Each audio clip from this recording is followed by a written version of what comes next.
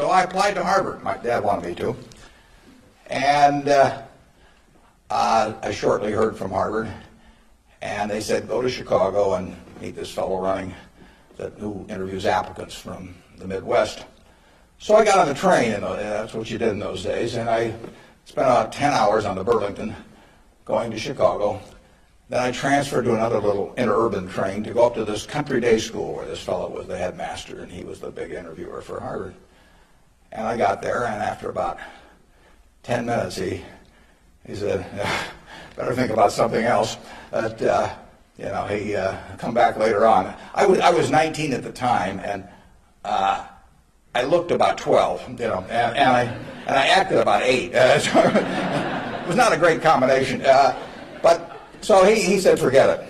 So I took the little interurban train back to Chicago, and I took the 10-hour train back to Omaha. And all the time I'm thinking, what do I tell my parents? It's kind of embarrassing.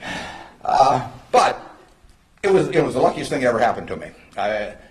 Because if I'd gone to Harvard, I would have gone to a 2-year business school.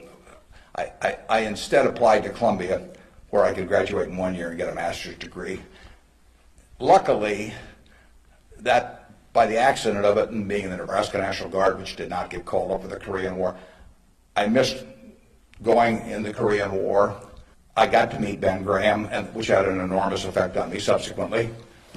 And I probably got my wife that way because she was going to Northwestern, and I was able to put on sort of a full court press because I got out in 1 year, and otherwise she'd have met some other guy. I mean, I got her before the competition showed up, and so it worked out wonderfully. It couldn't have worked out better, and that's been my life basically. I mean, things, you will get some disappointments, but the future is what counts.